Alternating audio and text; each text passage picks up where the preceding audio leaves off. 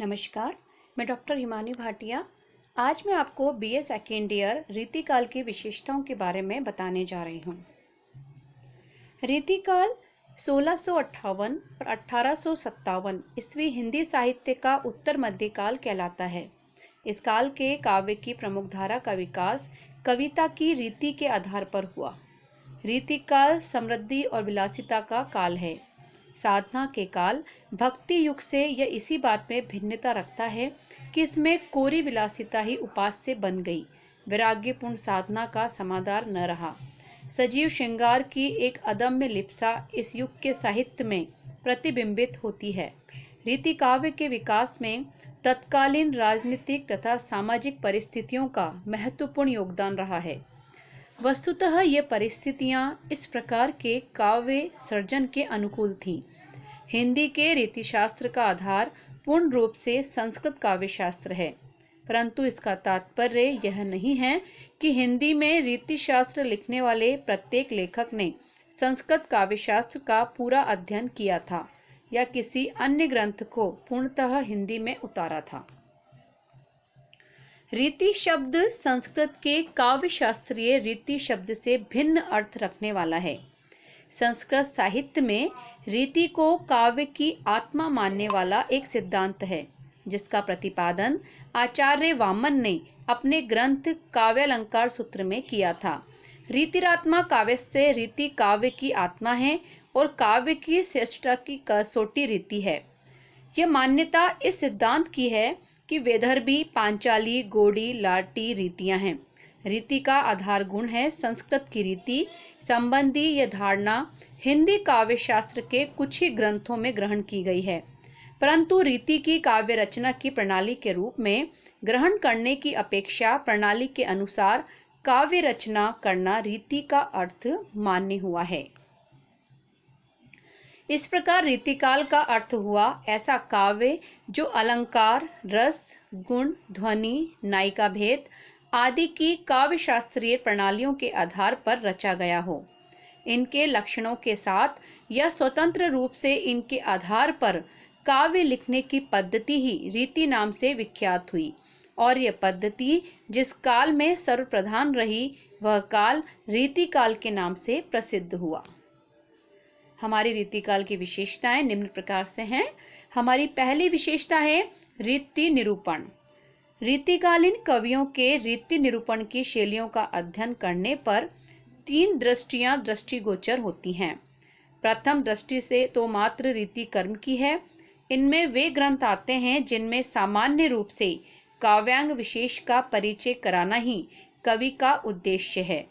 द्वितीय प्रवृत्ति में रीति कर्म और कवि कर्म का समान महत्व रहा है। इसके अंतर्गत लक्षण एवं उदाहरण दोनों उनके रचयितों द्वारा रचित हैं। तीसरी प्रवृत्ति के अंतर्गत लक्षणों को महत्व नहीं दिया गया है। कवियों ने प्राय सभी छंदों की रचना काव्य शास्त्र के नियमों से बंध कर ही की है, लेकिन लक्षणों को त्याग दिया है। दूसरी विशेषता हमारी है श्रृंगारिकता। रीतिकाल की दूसरी सबसे बड़ी विशेषता श्रृंगार रस की प्रधानता है।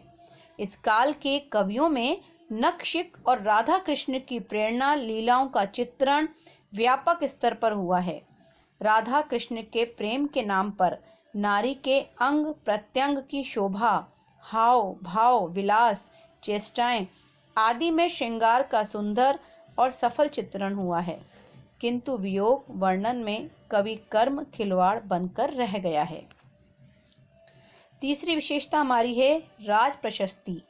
रीतिकाल के अधिकांश कवि दरबारी कवि थे, राजाओं के आश्रय में रहते थे, इसलिए उन आश्रयदाताओं का गुणगान करना उनकी मजबूरी थी।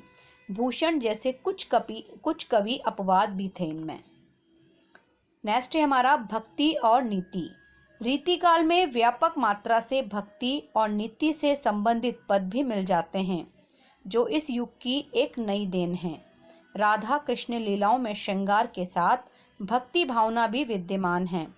दरबारी वातावरण के कारण इनके कविताओं में नीति संबंधी उक्तियां भी मिल जाती हैं। नेक्स्ट है हमारी अलंकारिकता। रीति काव्य की एक अन्य प्रधान प्रवृत्ति अलंकारिकता है। बहुत सारे कवियों ने अलंकारों के लक्षण उदाहरण दिए। अलंकारों का इतना अधिक प्रयोग हुआ कि वह साधन न रहकर साध्य बन गए, जिससे काव्य का सौंदर्य बढ़ने की अपेक्षा कम ही हुआ है। नेक्स्ट है हमारी ब्रज भाषा की प्रधानता। ये काल ब्रज भाषा का स्वर्ण युग रहा। भाषा में वर्ण मैत्री, अनुप्रासत्य, ध्वन्यात्मकता, शब्द संगीत आदि का पूरा निर्वाह किया गया है। भाषा की मधुरता के कारण मुसलमान कवियों का भी इस ओर ध्यान गया। प्रकृति चित्रण। रीतिकाल में प्रकृति चित्रण उद्दीपन रूप में हुआ है। स्वतंत्र और आलंबन रूप में प्रकृति चित्रण बहुत कम रूप में हुआ है। यह स्वाभाविक था, क्योंकि दरबारी कवि का जिसका आकर्षण केंद्र नारी था, ध्यान प्रकृति के स्वतंत्र रूप की ओर जा ही कैसे सकता था। काव्य रूप।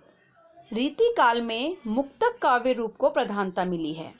राजाओं की काम क्रीड़ा और काम वासना को उत्तेजित करने पर उनकी मानसिक थकान को दूर करने के लिए जिस कविता का आश्रय लिया गया, वह मुक्तक काव्य की कविता कहलाई गई। अतः इस काल में कवित्व और सवैयों की प्रधानता रही है। नारी के प्रति कामुक दृष्टिकोण। रीतिकालीन कवियों में नारी का नखशिख वर्णन व्यापक पैमाने पर हुआ है। नारी के बाहरी रूप, स्थूल एवं मांसल चित्रण में उनकी वृत्ति अधिक रही है। वह समय ही ऐसा था कि नारी को भोग विलास की वस्तु माना जाता है, कामुक दृष्टिकोण से देखा जाता था।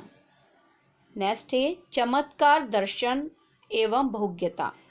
इस युग के कवियों ने चमत्कार प्रदर्शन के साथ बहुज्ञता का भी प्रदर्शन अपने ग्रंथों में किया है। चमत्कार प्रदर्शन के अंतर्गत विभिन्न अलंकारों के प्रयोग के साथ शब्दों की पच्चीकारी एवं रमणीयता पर ज़्यादा ध्यान दिया गया है। वही बहुज्ञता को प्रदर्शित करने साहित्यकार विषयों, ज्योतिष, गणित, काव्य जैसे विषय को भी अपने काव्य का उन्होंने विषय बनाया है। धन्यवाद।